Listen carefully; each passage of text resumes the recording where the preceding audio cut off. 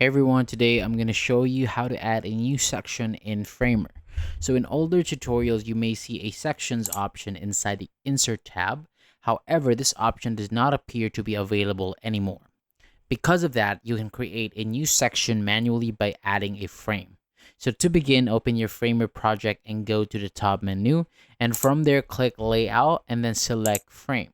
And once the frame tool is active, click and drag anywhere on the page to draw the size of the section that you want to create.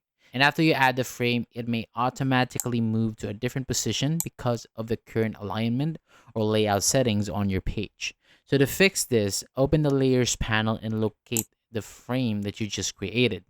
Next, drag the frame into the correct page, stack, or container where you want the new section to appear. And once it is placed inside the right layer, it will move into that part of your website.